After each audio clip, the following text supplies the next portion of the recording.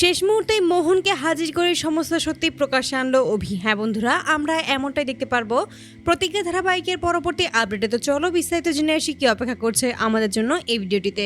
সকলেই যখন আশা ছেড়ে দিয়েছে অভি আর এই কোর্টের ভেতর আসবে না, ঠিক সেই মুহূর্তে অভি সেখানে চলে আসে এবং অভি তার সাথে কি কি হয়েছিল সেই সমস্ত কিছুই খুলে বলে। আর এতে করে সকলে একটু অবাকই হয়ে যায়। অপরদিকে দেখা যায় ওই রুমা এবং রুদ্রপ্রসাদ চিন্তা করছে এটা কিভাবে হতে পারে, কিভাবে অভি এতগুলো লোকজনের মাঝখান থেকে ছাড়া পেয়ে এখানে চলে আসতে পারে। নিশ্চয়ই ছুটি কিছু একটা করেছে আর তার জন্য এরকমটা হয়েছে। তবে যেভাবেই হোক না কেন আমাদের এখানে যেতেই হবে, কিন্তু কোনোভাবেই ওই অভিকে জয়ী হতে দেওয়া যাবে না।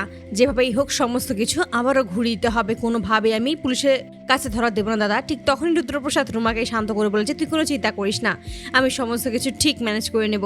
সমস্ত প্রমাণের ভিত্তিতেই হিরণময় যখন বলে এই সমস্ত কিছু করেছে এই দেবব্রত রায় নিজেই, ঠিক সেই মুহূর্তে দেবব্রত রায় বারবার করে বলেছে আমি সত্যিই কিছু করিনি, কিন্তু কোনোভাবেই সমস্ত সত্যি সকলের সামনে আসে না। ঠিক সেই মুহূর্তেই ঝুমকিকে কাঠগড়ায় দাঁড় করায় অভি, আর এতে করে খুবই ভয় পেয়ে যায় ঝুমকি। এবার সে কি বলবে, ঠিক সেই মুহূর্তে নতুন করে ট্র্যাপে ফেলে ওই ঝুমকিকে।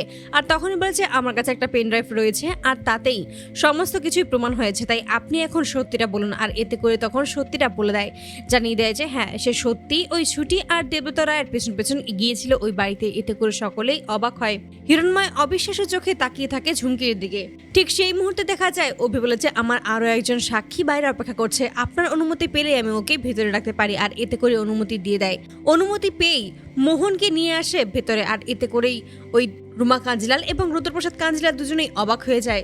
এই মোহনকেই বা কোথায় পেয়েছে এটাই তারা বুঝতে পারে না। ঠিক তখনই দেখা যায় মোহন সকলের সামনে আসে আর তখনই কাঁদতে কাঁদতে ক্ষমা চায় জর্জের কাছে আর বলছে আপনি আমাকে ক্ষমা করে দেবেন। এর আগের শুনানিতে আমি মিথ্যে কথা বলেছিলাম, আমি বলেছিলাম যে এই সমস্ত কিছু আমি নিজের চোখে দেখেছি, কিন্তু সত্যি বলতে এই সমস্ত কাজ আমি জানি না কি করেছে।